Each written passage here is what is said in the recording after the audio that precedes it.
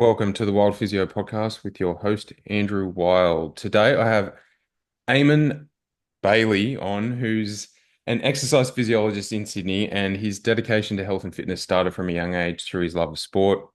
As a young adult, Eamon suffered several injuries and therefore spent time in rehabilitation. And he quickly knew that becoming an exercise physiologist was his true calling to help make a difference in people's lives. Eamon believes that a regular exercise and lifestyle plan should be evidence-based, and that's one of the reasons why he's on the podcast today. Huge welcome to Eamon. Cheers, man. Thank you very much. Off air, we were just chatting about your journey, and interestingly, before you did exercise physiology at university and you went down that route, you were a pilot. Yeah, man. Let's chat about that, how you started as a pilot and you decided to go down the exercise physiology route and why. Yeah, man. I guess like straight out of school, the idea of being a pilot, traveling the world, cruising around in a cool uniform and maybe uh, being attractive to women was like a big, like a big thing. Yeah. But no, when I was cruising around in my uniform, everyone just thought I was a security guard or a sailor. So it didn't really work out for me. But yeah, I was a pilot for 7 years and during that time suffered from like depression after a DUI incident in my early 20s. And yeah, suffered for depression for probably like 4 years in silence, didn't tell anyone. And one day I was like, fuck, something needs to change. And lucky I was still living at home and spoke to my dad, and my dad was super supportive. And he said, just don't go back. And I flew that day and was teaching and then never went back. I didn't go back into, I haven't set foot into a plane as a pilot ever since. And then, yeah, just applied for some university degrees. And yes, did an undergrad in exercise science and thought I was going to go down the physiotherapy route, but mid undergrad decided that exercise physiology probably suited my personality a little bit better and kind of like what I wanted to do moving forward and where I kind of seen health shifting. So yeah. Oh, I completely agree. And I work mainly as an exercise physiologist kind of now anyway. Like the only difference, in my opinion, you can correct me if I'm wrong here, that we can diagnose as physios, EPs can't. Is that Yeah, so like correct? I would say technically that's the difference. Yeah. But like at the end of the day, you probably know like diagnosis is like our best guess and exercise physiologist, if you're really good at what you're doing and have a really good subjective, you can basically pinpoint exactly what it is without actually writing it down on a piece of paper and saying like this is your diagnosis. Yeah, I think that's the difference there. You obviously have the background and the knowledge to make a diagnosis, but you can't clinically or legally, I suppose, tell that person that they've got X, Y, and Z. Yeah, yeah, that's Yeah. basically it. Yeah, and the other thing you can't do is hands-on treatment unless you've got like a massage cert or something like that. Is that correct? Yep. Yep, Yeah. that's correct as well. It just depends. I guess it depends on what your definition of hands-on treatment is. Like if you're doing like P&F stretching or like moving people to be in a different position to try and modulate their symptoms, like you can definitely do hands-on and touch people. It's just like no like uh massage therapy or whatever you or maybe not massage therapy or any kind of stuff like that. Like no Yeah, no yeah, yeah, yeah. really no or anything like that. Yeah, cool. And exercise obviously has played a huge part in your life and it helped you through those tough challenges during your life. You obviously see the challenges that people face with exercise, and a lot of people hate exercise, Yeah, yeah.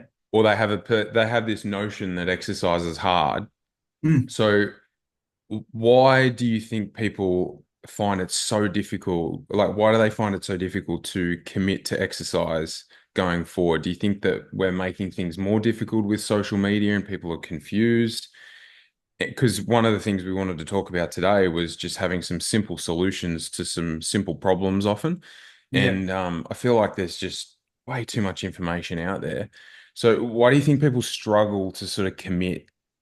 Yeah, I think like as you said, man, like information overload muddies the water massively and then people are like paralysis by analysis and don't want to do don't know what to do and then don't do anything.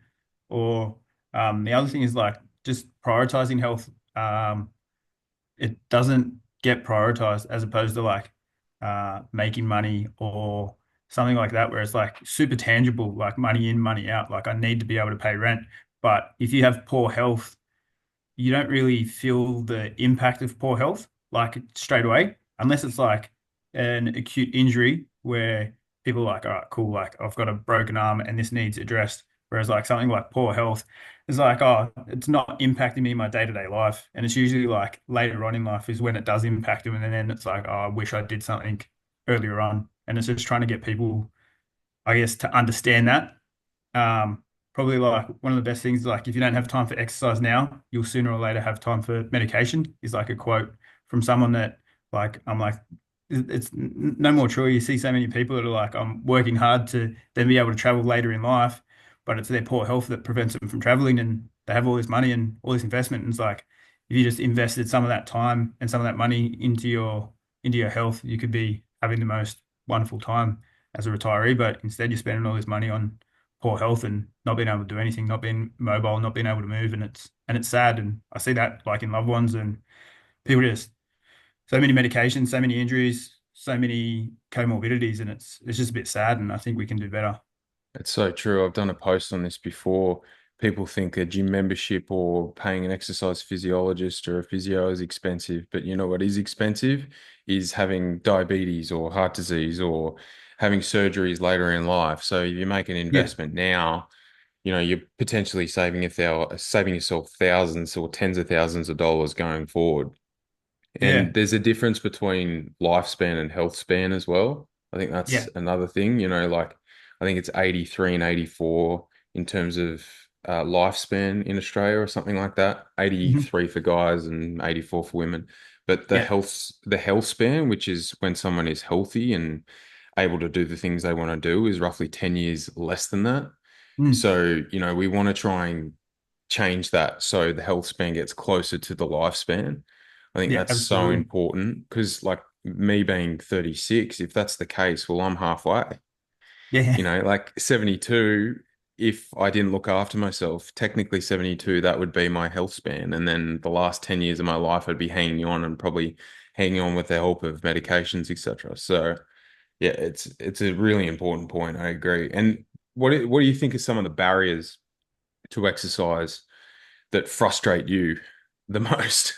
I think there is a little bit of knowledge there as well, but like time is massive, and time is like money. Like as we're speaking, it's like, well, if you don't have time for it now, like when are you going to have time for it? And I think we get like obviously you get like the young PTs. It's like, oh, we all have the same 24 hours in a day and all that, right?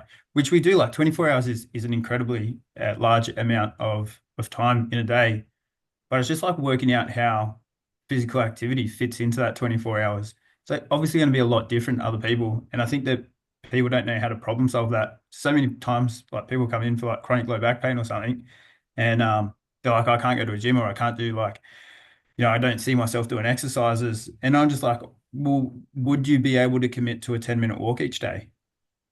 And they're like, yeah, I think I can. And 2, 4, 6 weeks later, they're like, hey, my back pain's feeling great, but I didn't know that. Like I thought that I had to go to a gym and do special exercises and do specific things. And I think that we're not very good at um, giving the right treatment or the treatment that that person requires to them.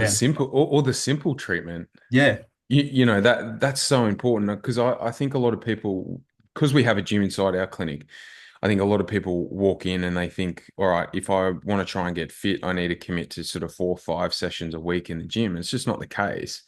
You can do small amounts of exercise regularly throughout the week and see huge benefits. And not only are you getting health benefits, but if you wanted to put on muscle and these type of things, like you can seriously get some decent gains with 2 or 3 sessions a week if they're well programmed.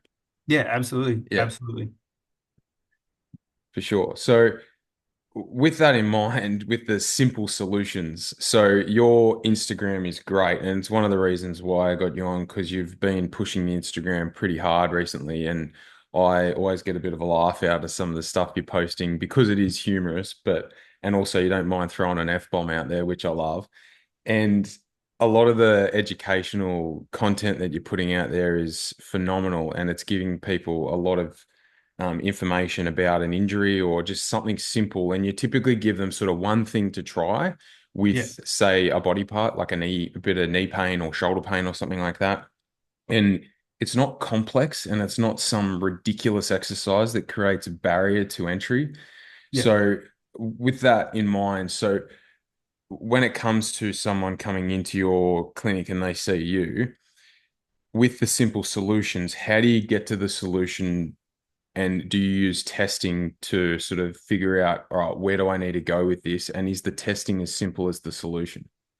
Yeah, for me, it all depends on the individual. I think probably the biggest issue which I had early on is that we try to test for a diagnosis and then we try to treat the diagnosis. Whereas, like, we know that that's not important, and we know that we have so many different avenues of being able to treat something like low back pain literature, for instance. There's no form of exercise that outperforms anything else. Like, you can do powerlifting or Pilates, or you can ride a stationary bike, or you can just go for a walk. Yeah. So it's like cool if there's nothing that's outperforming anything else. Like, we've got a lot of tools at our exposure, so we just need to work out what works for that client. So for me, I'm not even like, what's the diagnosis or anything like that. Obviously, there's some cases that need to be a bit more specific, like an ACL rupture. But the majority of people are coming in to me are like Gen Pop who have been in pain, and usually, like, as an exercise physiologist, I'm getting the arse end of the deal. They've already gone to a chiro, they've gone to a physio, they've gone to an osteo, and they're like, nothing else works, and they come and see me. And I just sit there and listen to them, and I say, like, hey, what is it that you want to do?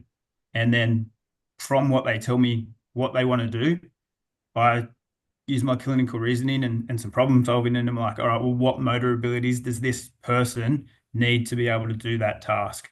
So if someone, just wants to be able to carry the groceries to and from shops, I'm like, well, cool, there needs to be a little bit of strength there. Probably doesn't need much flexibility, so I don't need to worry about screening that. How heavy are the groceries? Cool. We need to get this person lifting from nothing to then be able to lift, 5 to 10 kilos or whatever.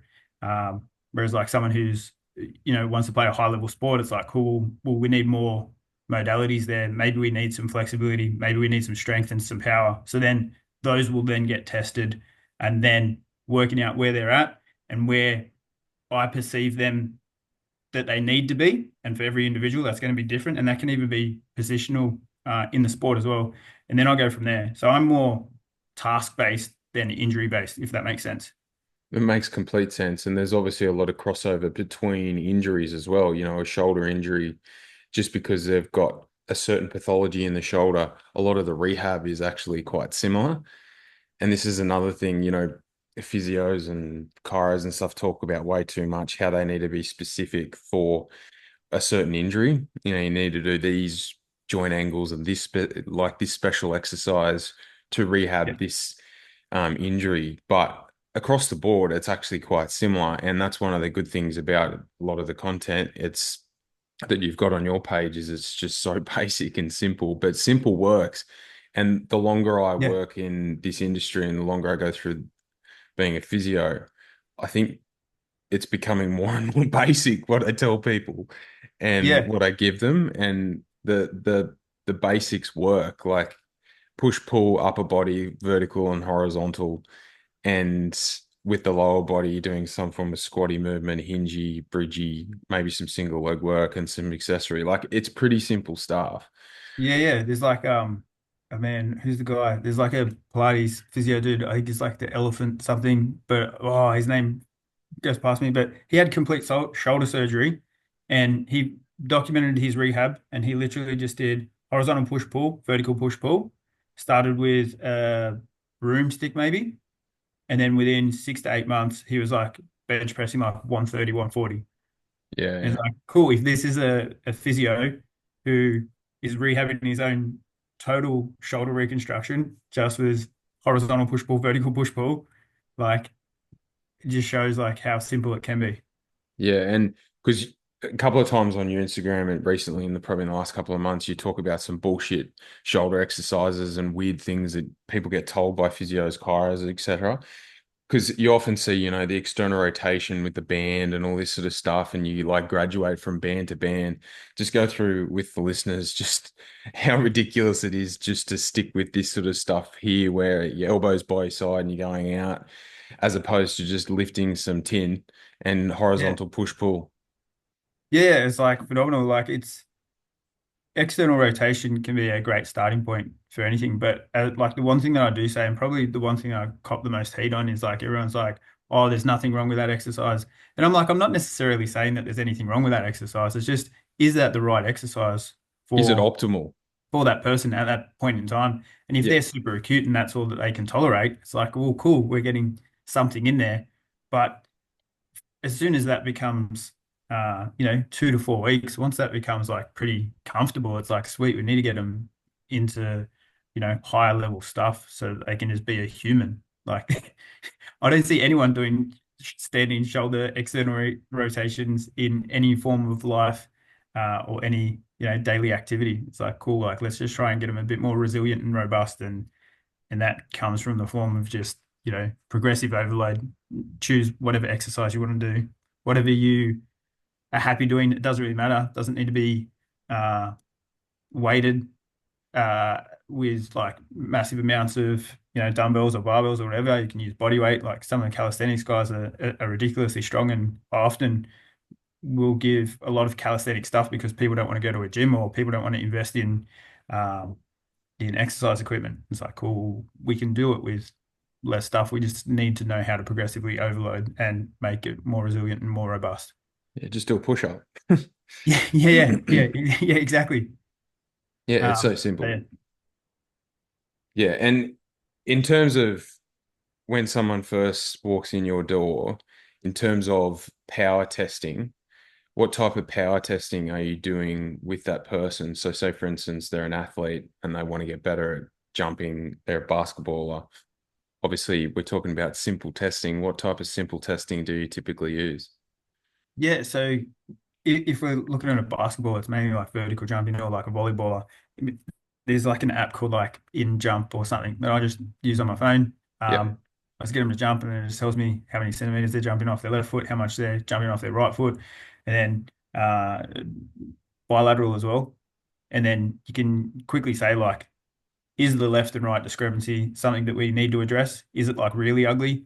Um, and is their overall vert kind of like where it needs to be for their sport, for their age, for the level that they want to play? Obviously, if it's just a recreational volleyballer or basketballer, I mightn't even test power at all, because they're going to get enough power training and probably enough rehab just through playing the sport itself. And it's like, cool, the probably like qualities that we just need to restore might just be like strength and confidence, as opposed to trying to get them to buy into like a special power exercise, which for someone who's just playing like pick up with their mates probably doesn't need it. But if someone's playing like state level volleyball, or representative basketball, or even like AFL, it's like, cool, we probably need those qualities to be a bit more precise. yeah. But it's also as well, if they're doing a lot at training in terms of contacts, we don't want to just be overloading them with a lot more contacts when they're in the gym or when they're doing quote unquote rehab. Yeah. We'll just piss things off. Yeah, completely agree. Now, when it comes to things that are said to your patients prior to them coming and seeing you that frustrate the hell out of you, so they go to a chiro physio and they get told something that's just incorrect, Yeah. or it has noceboed them to the point where they're really fearful of a certain movement. How do you go about that conversation? Because it's a tricky one when someone, in terms of the hierarchy of medical care. Obviously, we've kind of got like orthopedic surgeons and doctor, sports doctor, physio and EP are together here. And then often physios and chiros think that they're better than an EP. Yeah. And whatever they say, the EP should listen to. Yeah. How do you go about debunking some of the myths that some of these clinicians are telling your patients once they come and see Yeah, I think this has evolved massively. Before, I just used to be like kung fu and be like, "That's wrong. Like that's the dumbest thing I've you? ever Yeah, heard." And yeah, the person just gets defensive straight away because the previous clinician they might have seen for a while, or have been seen for a while, and then you're just coming in and being like, "No, they're full of crap." Um, so I've learned to be a bit more, I guess, uh, gradual and gentle with like debunking stuff. And then also, I think like, how important is it for me to debunk this? So like a few things that I've learned probably from like the greatest uh, clinicians that I think are out there, like Eric Mira and Greg Lehman. Uh, they talk about like, is it that important to debunk this for this person to be functional, and how dangerous is it for them to have this narrative moving on? And sometimes, if it's like they perceive their, I don't know, posture to be the all cause of their shoulder pain, it's like, all right, well, how important is that to actually debunk for them to be healthy? Or do I just spend my time, like, as I said, building up a better system and building up more confidence? And hopefully they forget about the posture in the future rather than me trying to debunk it and then them getting on the back burner and being like, cool. But also, like Eric Mira talks about like epistemology. Why do people believe what they believe? So I often try to approach it in that way, and then I'll try to get them to debunk the myth or false narrative themselves. And if I can get them to do that, that's probably the best way.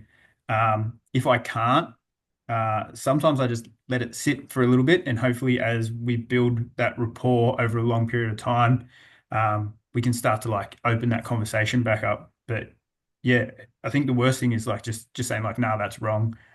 Because if they leave and then go back to someone else that is still pushing that false narrative, they could be like seeing a chiro every 2 weeks for the next 6 weeks, or a physio or an EP. Like these false narratives come from every single clinician out there, GPs, everyone. Um, so for me, it's like, all right, treading gently to begin with, depending on the personality. Sometimes, like, you can just like smack them in the face and be like, this is a bit stupid and this is why. And Yeah. they're like, yeah, that kind of makes sense. Yeah. Yeah. Um, but yeah, probably a gentler approach now compared to what I used to be.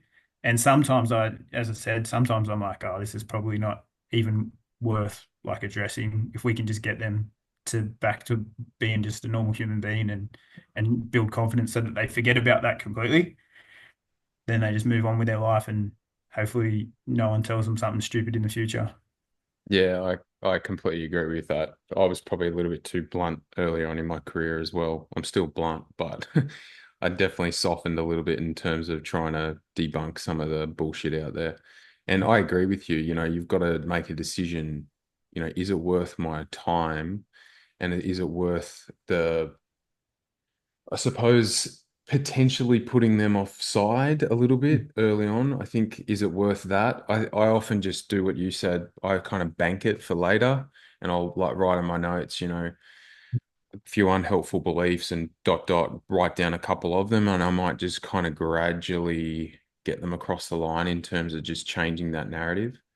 So Yeah, I think that's definitely the way to do it, because you can't do it in that first appointment either. Because if you do it too much, or if at all, in that first appointment, you can probably put them offside, as you said.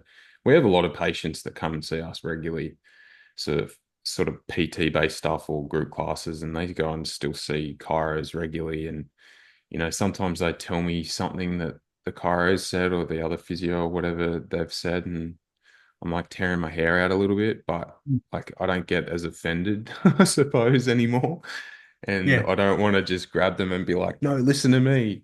I think I just kind of gradually just drip feed information, and yeah. hopefully they come across and they get on board the science-based, evidence-based narrative forward pathway that we're on.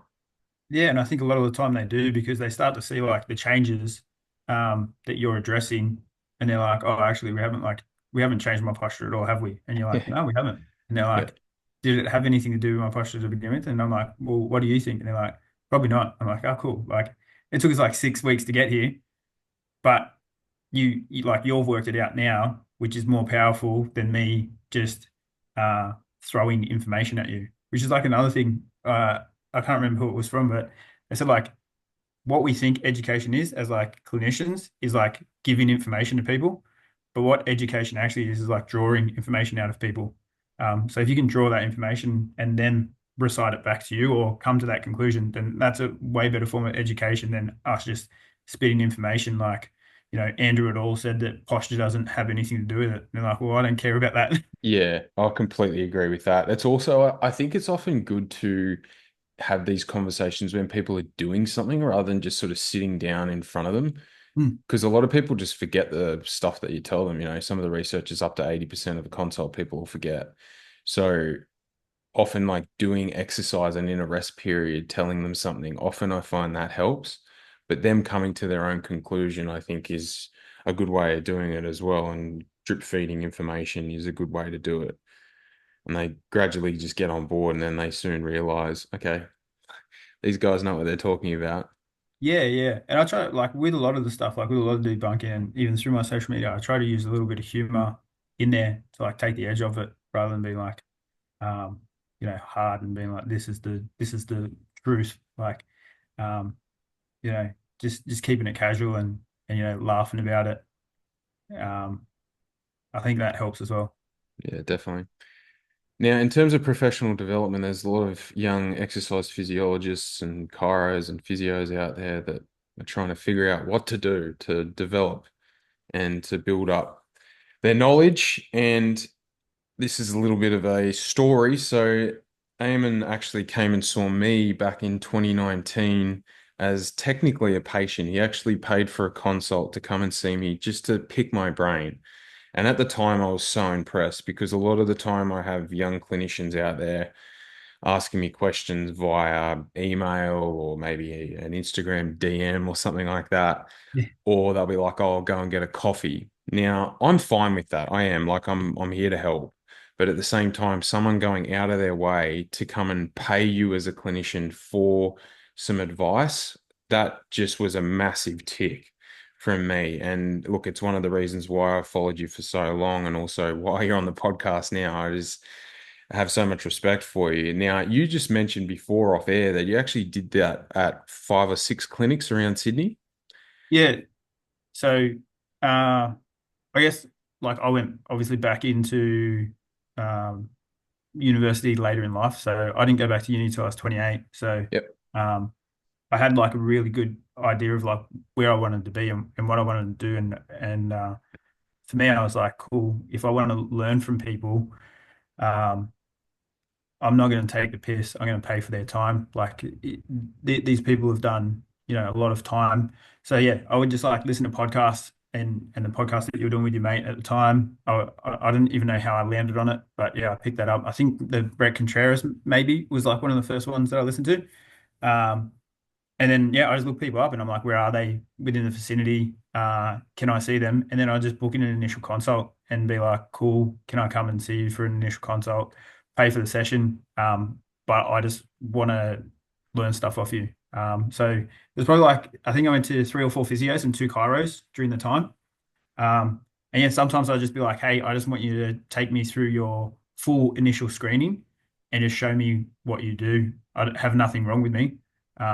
But would you be happy to do that? And everyone was like happy to oblige. And, um, you know, I think that just learning that I learned a lot of stuff. Like that was my first year out and I probably spent way too much money on doing that stuff, but it helped create the clinician that I am and the way that I did like taking little bits and pieces from everyone and being like, oh, I really like, Andrew's idea here and I like Peter's idea here and whoever else's idea and then create my own kind of like my own kind of treatment and how I want to treat people. And that obviously evolves as you continue, being a clinician as well. But I would still do the same thing now. Like there's people that I see that I think, oh, they're cool. They're doing something cool. I like the way that they're testing. Um, maybe I'll go in and book an initial and just be like, hey, can you take me through what you guys do? Because this interests me. It's phenomenal advice. And as I said before, I respected you so much for the fact that you did that because you could imagine how many people over the years have reached out wanting some sort of free advice. Um, Now, in terms of professional development outside of that, what do you Mm. think is a good way to do it? And what are some of the courses or things that, new grads should be looking at? Yeah, I think the best way is like podcasts are phenomenal. They're free, they're easily available, um, which anyone can do, right? The biggest thing with PD people probably complain about the most is like cost. Um, where it's like it's the same as health, hey? It's like cost always comes. So I'm like, well, if you want to be able to help as many people as possible, you need to be able to invest into your profession. Like imagine LeBron James like being like, no, I'm not going to spend the money that he does on all of his recovery because he's like, it's costing too much. Like, I don't know what number it is, but I remember it being something ridiculous, like tens of millions or hundreds of millions on recovery and all of that. Imagine if he was just like, no, I'm not going to spend money on that.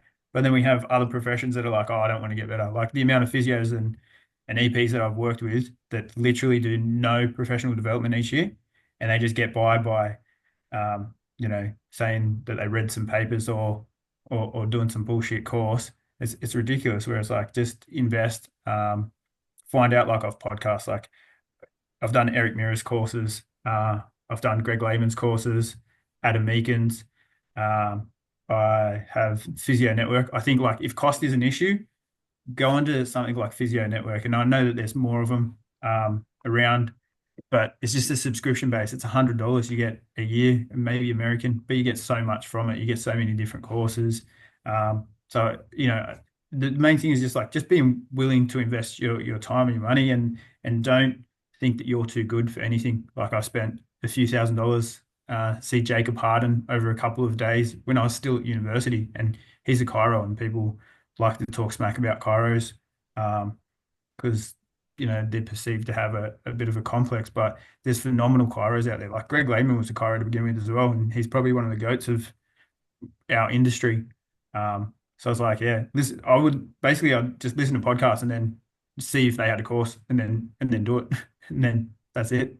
Yeah, I completely agree. And if, because obviously cost of living is a problem at the moment, and if money is an issue in terms of going to these courses and that sort of stuff, you've got so many options. You mentioned the podcasts, YouTube. I think that's underrated because a lot of Yeah, podcasts are actually on YouTube, including mine, combined with other educational platforms such as Instagram, underrated, I think. yeah, Especially if you follow the right people, because often they'll actually like when Nick, one of the physios that works at Wild Physio, he'll do a post on low back pain or something. He'll actually quote one of the yeah, studies that he's used for some of the information. So then you can use that to quickly have a look at that paper or someone will break down that paper in an Instagram post. And there are other things like Mass, which is a subscription model where they break down the current sort of exercise and strength sort of research. So you don't have to go and find every single paper and read every single paper. They do a breakdown. So there's so many options.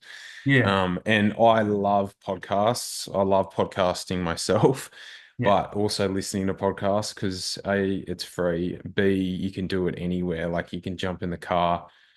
Like I'll listen to several podcasts on my way home to Wagga for Christmas. yeah. And on the train, on the bus. I think it's such a phenomenal medium. And it depends on the person though, I think, because some people just don't learn that well via the audio. Mm. I do. I really like it. But there are so many other mediums out there. So just find something that works for you.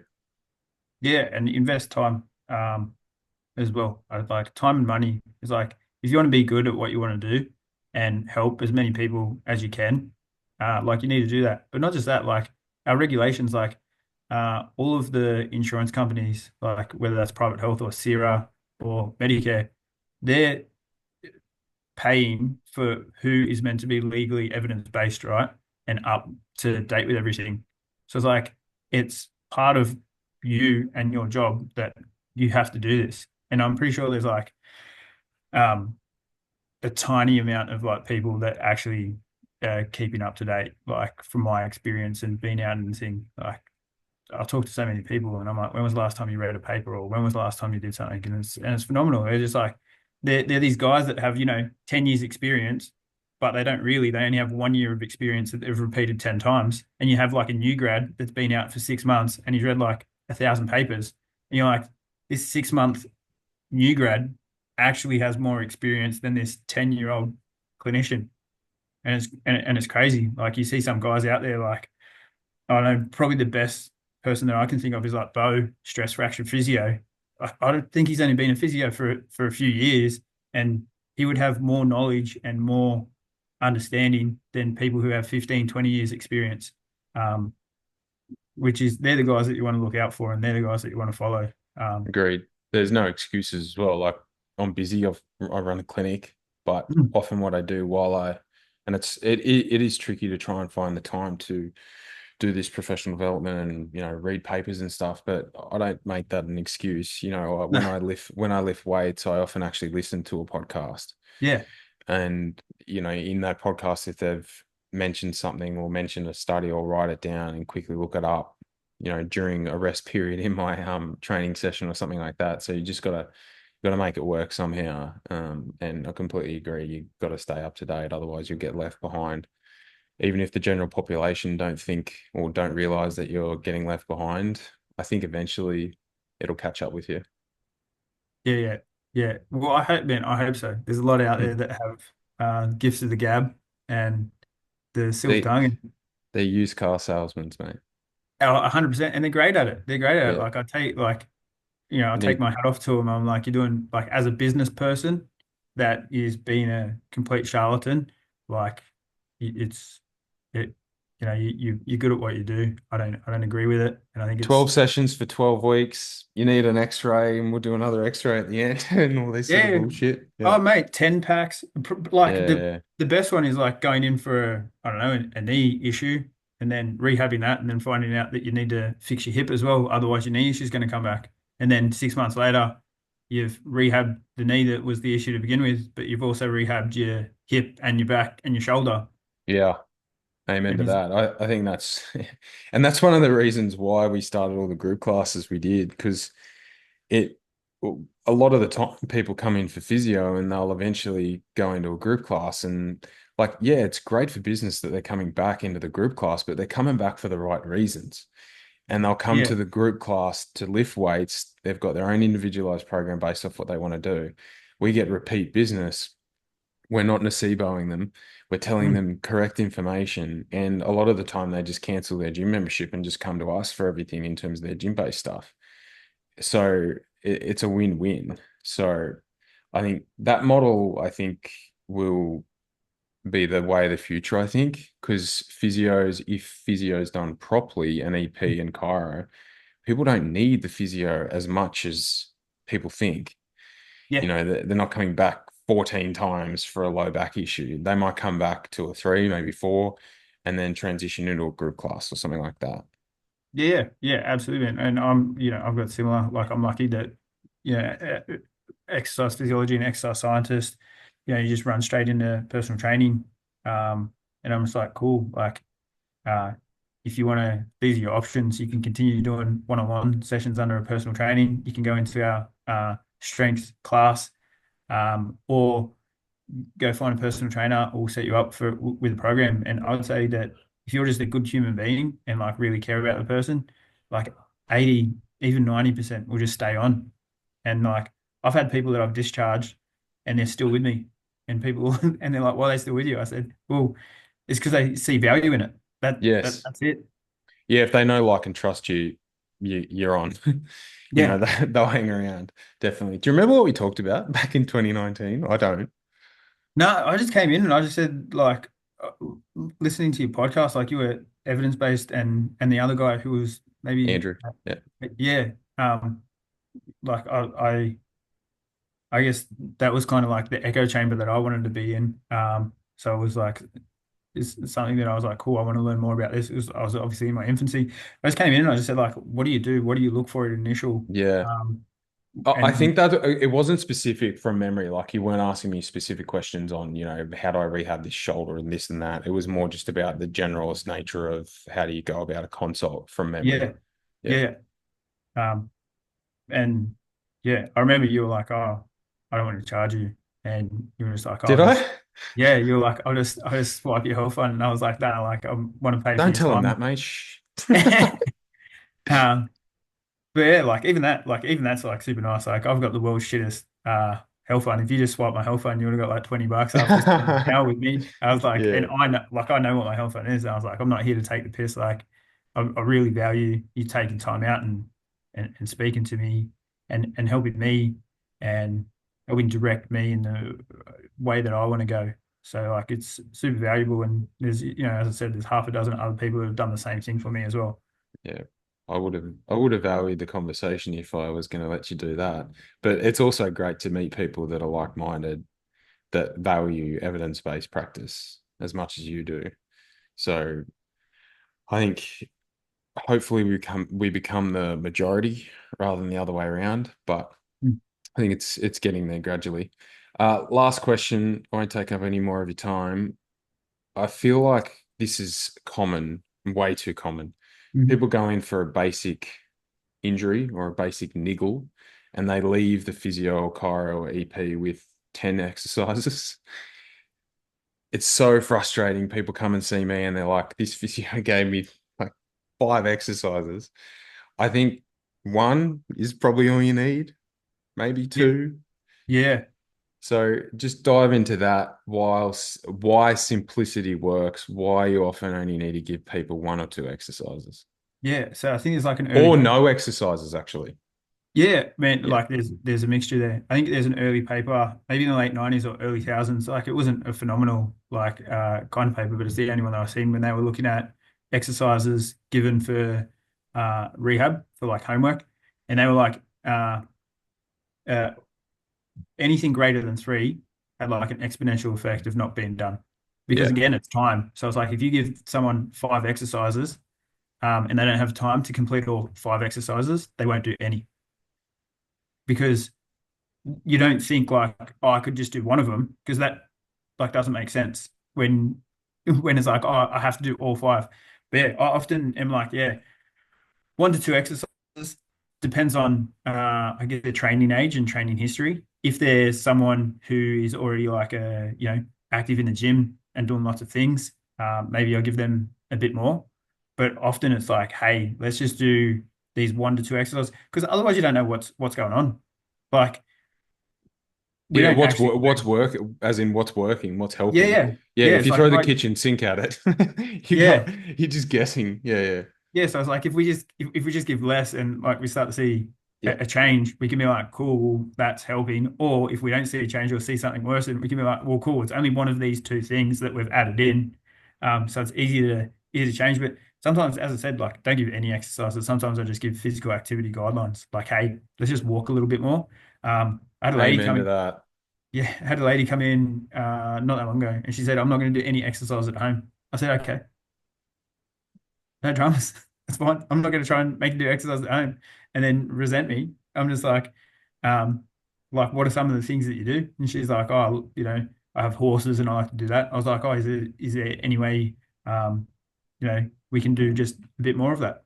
Like, be outside a bit more, do a little bit more gardening. And I'm not worried about like, hey, this is a rehab exercise. It's like, cool, we just need to get you moving again in the majority of the cases.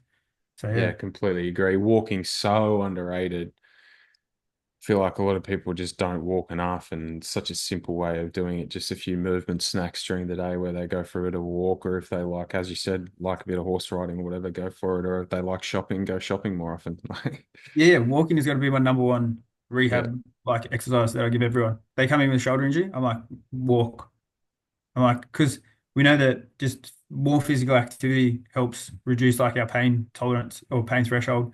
So it's like if we just get you moving more, like your shoulder's probably going to start to feel a little bit less cranky just to begin with. And then if you do need strengthening exercises for your shoulder, we can address them as well, and then move you into being independent or move you into a class or whatever. It's also being honest that there's a natural history with every injury, usually.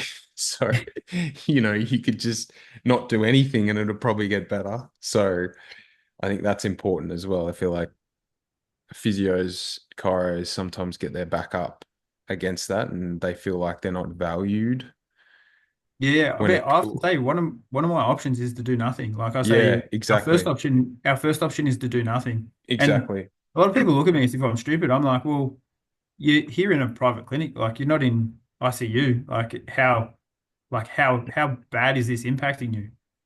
And then sometimes just like letting them know that they're like, oh shit, like I don't actually have to do anything about this. It's not like it's a bit annoying, but it's not impacting me to a point where it's like changing anything, and it's okay for me to live with this.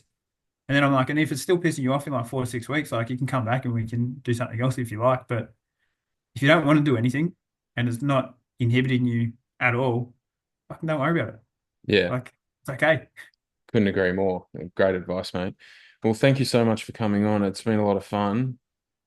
Mate, you've been an absolute legend. Thank you for inviting me on, man. Really appreciate That's it. right. Feels like a Well, full circle moment. we'll have to do it again, and I feel like no doubt some people will reach out to me about this podcast and maybe have some questions, but maybe we dive into a specific injury or something in the rehab world that will provide some great education to some people out there that are listening, and probably some new grads might have some questions as well. So let's just see what happens. But I'd love to have you on again, mate. It's been an absolute pleasure, and it's great seeing you kicking goals online. Cheers, mate. Would love to do it. We'll do it again soon. Thanks, mate. And as usual, stay strong.